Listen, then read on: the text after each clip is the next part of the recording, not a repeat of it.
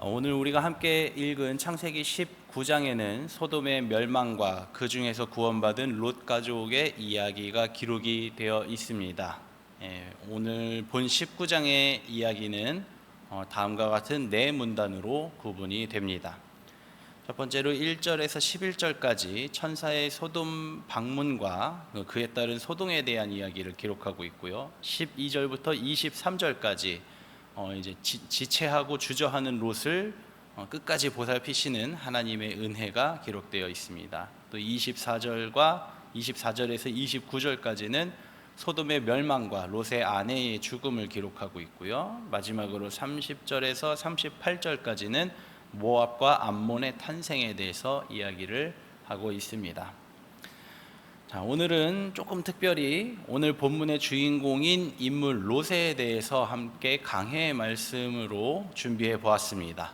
우리 먼저 롯의 인적사항에 대해서 간단히 살펴보겠습니다. 롯은 하란, 아브라함의 형제였던 하란의 아들로 기록이 되어 있습니다. 그러니까 이스마엘과 이삭, 아브라함의 아들이 되는 이스마엘과 이삭과는 사촌지간이죠. 또 그 성경에는 기록되지 않았지만 이제 유대 사회에서 내려오는 전승들이 있는데 그 전승에 따르면 아브라함의 아내가 된 사라 있죠? 사라도 하란의 딸이었다라는 전승이 있어요. 그러니까 하란이 우르에서 죽었을 때에 아브라함이 롯은 양자로 삼고 사라는 아내로 삼았다라는 뭐 그런 이야기가 되겠죠. 그리고 롯에게서 이제 두 딸에 의해서 모압과 암몬 자손이 탄생하게 되는 이러한 가계도를 가지고 있습니다. 자, 여기서 롯은 하란의 아들이고 아브라함의 조카이자 이스마엘과 이삭의 사촌 형입니다. 근데 롯의 아버지 하란이 이제 죽음의 이야기가 유대 전승에서 마찬가지로 전해지는데 우리가 알고 있다시피 아브라함과 하란의 아버지 데라, 아버지는 데라죠. 그 데라가 원래 우르에서 무엇을 하던 사람이냐? 우상을 만들던 장인이었습니다. 말하자면 조각가인데 조각하는 사람인데 그 조각품들 중에서도 가장 비싸게 잘 팔리던 게 뭐냐? 우상이었어요. 그래서 그 당시에 우르의 왕이 누구였느냐? 우리 성경에서도 기록되어 알고 있지만 우르의 왕이 누구였냐면 니므롯입니다. 창세기에 기록되어 있죠. 니므롯에 대해서 한 줄로 기록되어 있는 게 뭐라고 기록되어 있습니까? 그는 하나님 앞에 용사다, 사냥꾼이다 라고 기록이 되어 있는데 그게 무슨 얘기인가 하니 사람을 사냥하고 다녔다는 뜻입니다. 니므롯이. 그래서 최초로 다른 사람을 자기 밑에 굴복시키고 종으로 부린 사람이 니므롯이에요. 그래서 그 사람 밑에 그 강력한 힘을 바탕으로 해서 사람들을 자기 밑에 두고 종으로 삼고 그 세력을 불리다 보니까 최초로 국가라는 개념이 탄생을 하게 됩니다. 그 전에는 원래 가족끼리 뭉쳐 사는 거였는데 가족이 아닌 사람들끼리 뭉쳐서 사는 국가의 개념이 탄생하게 되죠. 그래서 태어난 최초의 국가가 역사적으로 하자면 구바빌론, 그리고 성경에서는 우르, 갈대아 지역에 있었던 우르라는 나라가 되는 것이죠. 거기서 데라는 우상을 만드는 장인을 하고 있었는데 그 우상이 훌륭해서 하도 훌륭하게 잘 만들어서 그 니므롯이 완전히 총애하던, 나 자신의 우상까지 만들어라 라고 말할 정도로 굉장히 총애하던 그 장인이 바로 데라였습니다. 그런데 그 밑에서 나온 아브라함은 굉장히 태어날 때부터 하나님을 찾는 인물이었다라고 그려지고 있어요. 그래서 아버지는 우상을 만드는 사람인데 이 아브라함은 태어나면서부터 참신에 대해서 고민하고 하나님을 찾던 사람. 그러다 보니까 어떤 일이 생겼냐면 아브라함이 우상의 거짓됨을 완전히 온 세상 사람들한테 그 우르에 있었던 모든 사람들에게 우상은 단지 우상일 뿐이지 이건 신이 아니다라는 그것을 아주 증명해주는 사건을 벌이게 됩니다. 그리고 그 사건으로 말미암아서 니므롯이 화가 났어요. 자기 자신을 비롯해서 자기들이 섬기던 그 신을 완전히 모욕한 행위를 했기 때문에 완전히 화가 났어요. 그래서 데라와 그 일족을 다 사형시키기로 결정을 하고 잡으러 갑니다. 그 중에서 이제 잡혔던 게 이제 온 가족이 잡혔는데 아브라함과 그 데라 나머지 가족들은 이제 하나님께서 구원하셨는데 하란은 거기에 포함이 되지 못한 거예요. 그 뭔가 더 많은 이야기들이 있습니다만 나중에 기회가 되면 전달해 드리겠습니다. 하란이 아무튼 거기서 빠져서 결국은 하란이 사형을 당해요. 그리고 이 사건으로 말미암아서 데라와 아브라함과 온 가족들이 다 갈대아 우르를 탈출해서 이제 가나안 땅으로 향하게 되는 계기가 되었다라고 하죠. 또 이 사건 때문에 아브라함도 알고 있죠. 자기 때문에 동생 하란이 죽은 것을 알고 있기 때문에 또 롯을 비롯해서 하란에게 속해 있었던 식솔들을 자기가 다 거두게 된 것을 우리가 볼 수가 있습니다.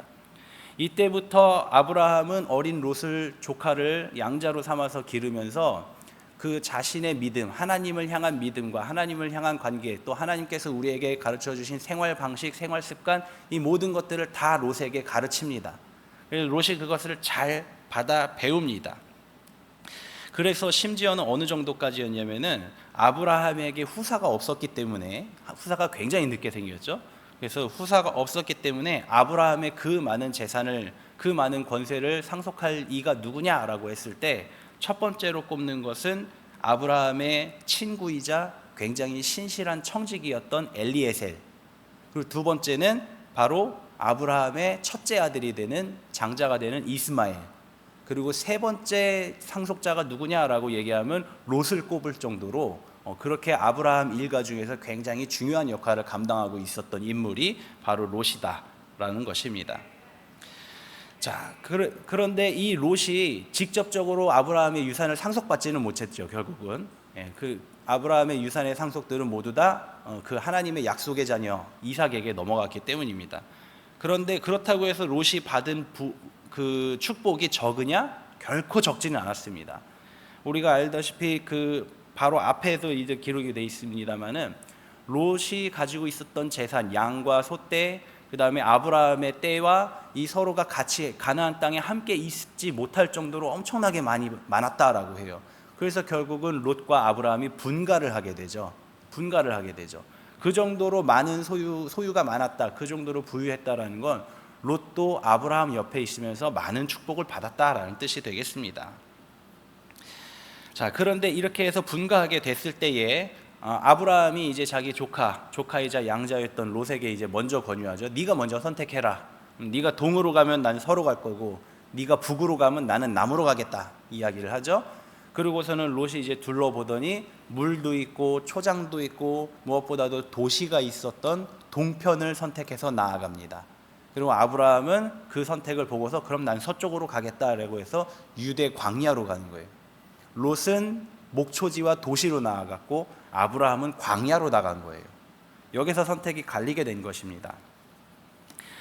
그래서 이 아브라함과 롯이 분가를 하고 나서 이제 그 롯이 동편으로 이동하다가 결국은 소돔에 가서 정착을 하게 되는데, 이 소돔 성은 겉으로 보기에는 굉장히 크고 번성한 성처럼 보입니다만은 그 실상은 굉장히 악명 높은 성이었죠. 이 소돔과 고모라 이 두 성읍의 악명이 얼마나 높은지 주변 사람들도 웬만하면 다 알고 있을 정도였어요. 이야기 기록된 전승에 전해지는 기록된 재밌는 이야기들이 많이 있는데 몇 가지만, 그 소돔이 어떻게 사람들을 괴롭혔는가, 왜 악명이 높은가 한 가지만 말씀드리자면은, 방문객이 그때 당시에는 뭐 자동차가 있는 것도 아니고 비행기가 있는 것도 아니지 않습니까? 또 보통 이동한다 그러면 일주일 이상이에요. 짐을 바리바리 싸들고 약대나 뭐 이렇게 조금 챙겨가지고 오랜 시간을 가야 됩니다. 근데 그런 방문객들이 조금 쉼을 얻으려고 성에 안에 들어오면은 이리 오세요, 내가 안내해 줄게요 그러면서 쭉 가서 문 앞까지 인도해 주고서는 문 앞까지 인도해 줬으니까 5천만 원만 주세요, 이런 식이라는 거예요. 5천만 원만 주세요. 우리 동네는 원래 인건비가 비싸서 그래요. 5천만 원 주세요. 그리고선 숙박하고 나서 맛있게 먹여서 씻기고 재우고 하고 난 다음에 다음날 아침에 일어나면 숙박비 1억입니다. 뭐 어떻게 할 말이 없는 거예요, 여행객들이. 그게 너무 바가지가 억울해서 재판관한테 가가지고 이런 게 어디 있습니까? 라고 얘기하면은 가서 재판관이 정당한 값을 치러야지 왜 안 치릅니까? 그리고 너 사형을 내려버리는 거예요. 그래서 그 남은 재산, 그 여행객이 죽어버리면 그 남은 재산은 다 나눠 갖고, 이런 식으로 소돔의 악행이 굉장히 악명이 높았다고 합니다. 뭐 성적인 타락이나 뭐 그런 것뿐만이 아니라 방문자들에게 있어서 막 죽음의 도시와 다름이 없는 그런 도시였다고 합니다. 그 전승에 기록된 이야기로는 이런 악행이 하나님께 상달이 된 지가 무려 38년이 됐다고 그래요. 38년 동안 하나님께서 소돔과 고모라 성을 참으시고 그들을 위해서 선지자들을 보내셨는데 다 죽이고 살아남은 사람이 없어서 이제 오늘의 본문 이야기에서 결국 하나님께서 직접 심판하러 내려오신다고 결정을 하셨다는 겁니다. 그래서 이제 마지막으로 사자들이 온 거죠. 성경에 기록된 롯의 행적을 살펴보면은 그나마 롯은 아브라함의 의로움을 본받아서 의롭게 살려고 노력했었던 장면들이 보입니다. 그 중에 하나가 바로 오늘 본문 말씀의 초반에 있었던 그 사자들을 접대하는 장면이죠. 자, 여기서 보면은 롯의 행적을 살펴보면은 이제 소돔에서 롯이 어떻게 살고 있는가를 알 수 있습니다. 첫 번째, 창세기 19장 1절에서 2절 말씀에 저녁 때 그 두 천사가 소돔에 이르니 마침 롯이 성문에 앉아 있다가 그들을 보고 일어나 영접하고 땅에 가서 엎드려 절하며 이르되 내 주여 돌이켜 종의 집으로 들어와 발을 씻고 주무시고 일찍 일어나 길을 가소서. 그들이 이르되 아니라 우리가 거리에서 밤을 새우리라. 아멘. 자, 이 두 구절을 통해서 우리가 알 수 있는 건 무엇이냐? 롯이 어디에 있었다고요? 성문에 앉아 있었다고 그랬어요. 성문에 앉아 있었다라는 것이 본문에서는 마침이라고 그랬는데 그때 때마침이 아니라 요거는 이제 번역상의 오류라고 해요. 원문, 성경 원문에는 뭐라고 돼 있냐면은 거기에 계속 앉아 있었다라는 뜻이에요. 그래서 우리 주일날 목사님께서도 말씀하셨지만은 롯이 소돔에서 법관, 판사 역할을 했었다라고 말씀을 하셨죠. 판결이 이루어지는 곳이 바로 성문이었습니다. 그래서 거기에서 앉아서 업무를 보고 있었다는 뜻이에요. 그러다가 성문에서 보니까 밖에서 손님이 와요. 근데 그 손님을 내려와서 성 밖으로 마중을 나갑니다. 거기서 엎드려 절하고 권하며 이르기를 돌이켜서 우리 집으로 가십시다라고 해요. 돌이켜서, 이 말이 되게 중요합니다. 돌이켜서라는 말이 뭡니까? 그대로 가는 게 아니라 방향을 바꾸라는 말이에요.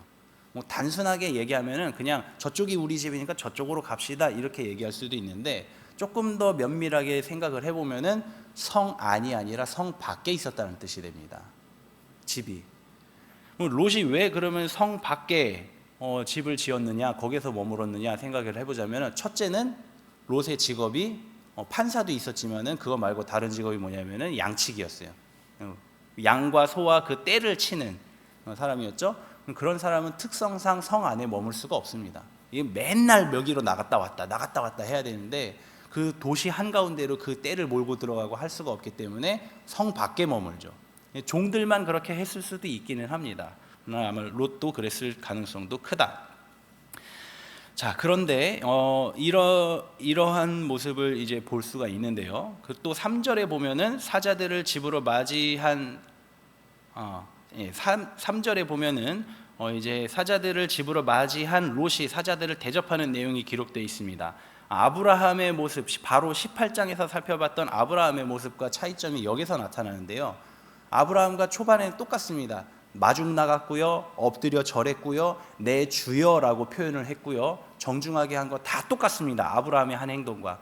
근데 아브라함은 손님들을 맞았을 때 소고기와 치즈와 우유와 떡 이런 것들을 진수성찬을 차려서 접대를 했는데, 오늘 본문 말씀에서 보면은 롯은 식탁을 베풀었다. 평범하거나 그 이하의 식탁이었다는 거예요. 그리고 무교병을 구워서 주었다라고 기록을 하고 있어요. 근데 이 모습을 살펴보면서 어떤 목사님들은 이 구절을 설교를 할 때에 롯이 손님 접대를 건성으로 했다라고 해석을 하기도 합니다만은 저는 그건 좀 맞지 않다고 생각합니다. 왜 그러냐? 건성으로 손님 접대를 할 사람이 성문 밖까지 뛰어나가서 땅에 엎드려 절하면서 내 주여 우리 집으로 오시옵소서, 내 천사들이 우리 안 갑니다 하는데도 오시옵소서 하면서 그렇게 강건하고 극진히 대접하면서 초청을 할까요? 그렇죠? 그렇지 않다라는 거죠. 그렇게 극진히 초청한 사람이 와가지고 대충 밥상을 차려줬다? 이렇기는 쉽지 않다는 것이죠. 그럼 결국은 무엇이냐? 롯의 지금 형편이 그렇게밖에 대접을 할 수 없었던 형편이었다는 뜻이에요. 그 모든 가산, 그 모든 양떼 그런 것들을 다 잃어버리고 이제는 조촐한 식탁밖에는 대접할 수 없는 그런 상황이 되었다라고 생각해 볼 수가 있는 것이죠. 그 이유에 대해서도 여러 가지를 추측해 볼 수 있는데 아마 제가 생각하기로는, 제 개인적인 생각으로는 아마 롯이 이런 식으로 소돔을 방문하는 방문객들을 안전하게 돌려보내기 위해서 많이 사용한 게 아닌가, 그런 생각을 해볼 수가 있었습니다. 다음으로 창세기 19장 9절 말씀에 그들이 이르되 너는 물러나라, 또 이르되 이자가 들어와서 거류하면서 우리의 법관이 되려 하는도다. 이제 우리가 그들보다 너를 더 헤아리라. 하고 롯을 밀치며 가까이 와서 그 문을 부수려 하는지라라고 기록이 돼 있죠. 그 손님들이 온 것을 알고 소돔 성 사람들이 모여서 이제 롯의 집에 쳐들어간 이야기입니다. 그때 소돔 성 사람 중에 하나가 롯에게 이야기하는 게 이 구절 말씀이죠. 여기서도 나타나는 게 이자가 들어와서 거류하고 있다라고 표현을 하고 있죠. 거류하다라는 말은 무엇인가 임시로 살고 있다는 뜻이에요. 집을 짓고 거기서 완전히 정착해서 살고 있다는 게 아니라 굳이 말하자면 뭐 장막 같은 데서 임시로 살고 있다. 유목민 양치기들의 특징이기도 합니다만은 이런 상황, 롯이 어떠한 상황에 처해 있는지를 알 수 있는 구절 중에 하나입니다. 아브라함과 롯이 분가한 뒤에 이 본문 말씀의 내용까지는 적어도 13년 이상의 시간이 흘렀습니다. 롯과 분가한 뒤에 이스마엘이 태어났죠. 그리고 이스마엘이 우리 앞장에서 하나님께서 아브라함에게 다시 한번 이삭을 약속해 주시면서 할례를 행하라고 하는데 그 구절 마지막에 보면은 아브라함이 몇 살, 이스마엘이 몇 살에 할례를 받았다라고 기록이 돼 있죠. 거기 보면 이스마엘 13살이라고 기록돼 있어요. 그러면은 롯과 분가하고 난 다음에 이스마엘이 태어났으니까 이 롯과 아브라함이 분가한 지는 적어도 13년 이상이 흘렀다는 뜻이에요. 물론 그 13년 동안에 롯이 바로 소돔으로 가서 산 건 아닙니다만은 적어도 짧게는 수개월, 길게 잡으면 한 수년 정도 롯이 소돔에서 살고 있었다라는 것을 알고 있죠. 그런데도 불구하고 거류하고 있다라고 표현을 한 거 보면은 롯이 소돔에서 어떻게 살고 있었느냐라는 걸 또 추측해 볼 수 있는 이제 구절이 되겠습니다. 자, 이렇게 롯이 소돔성에서 결과적으로 뭐냐? 소돔성에서 그나마 의를 행하며 소돔성 사람들에게도 하나님의 의를 조금 전파하기도 하고 또 반대로는 이제 들어오는 방문객들을 보호하기 위해서 힘썼던 인물이 바로 롯이었다라고 생각해 볼 수가 있는 것이죠.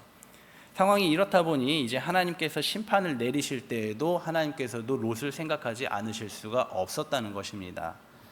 천사들이 이제 밤에 이야기를 합니다. 천사들이 이 성을 떠나라라고 이야기를 하죠. 이 성을 떠나라라고 이야기를 합니다. 그런데 롯은 미적미적거립니다. 짐도 꾸역꾸역 싸고 느릿느릿 하고 있습니다. 시간을 지체하고 있어요.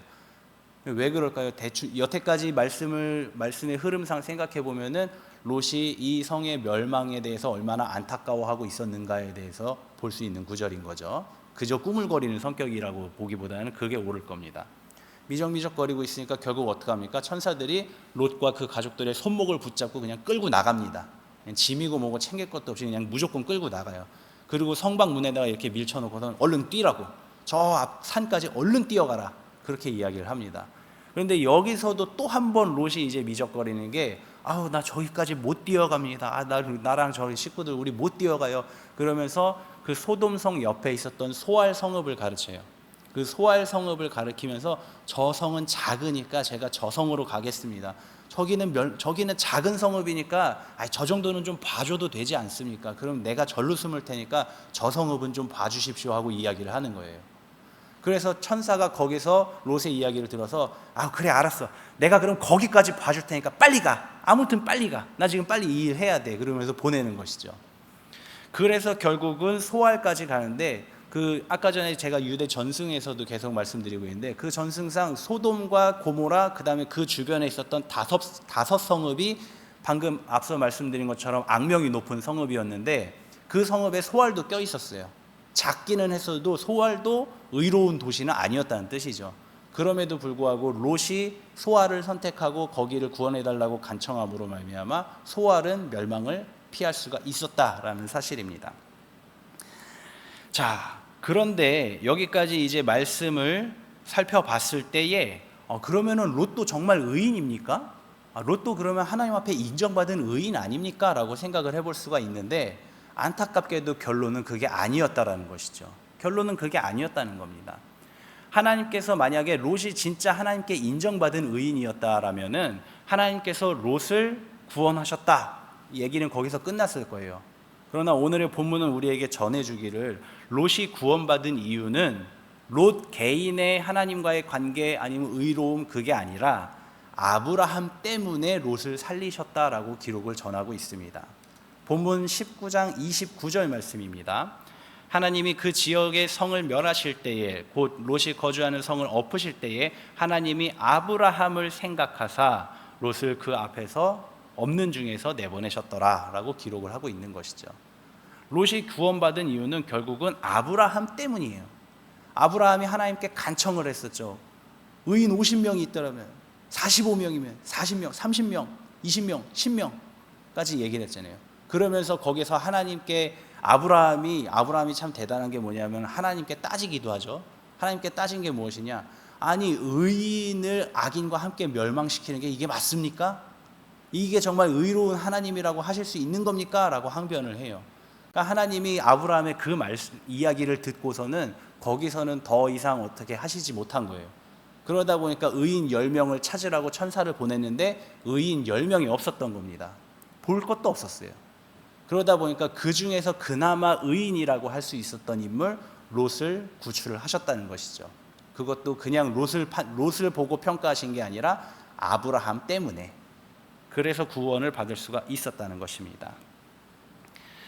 사랑하는 성도 여러분, 그러면 롯이 우리가 보기에는 아브라함의 신앙을 본받아서 참 경건하게 의롭게 살려고 노력했었던 인물인 것 같은데 왜 하나님 앞에 인정을 못 받고 결국은 구원도 이렇게 어렵게 구원을 받게 되었느냐 생각해 볼 때 아브라함과 롯의 중요한 차이점이 단 하나 있습니다. 그것은 무엇인가? 바로 하나님과의 직접적인 관계가 없었다라는 것이죠.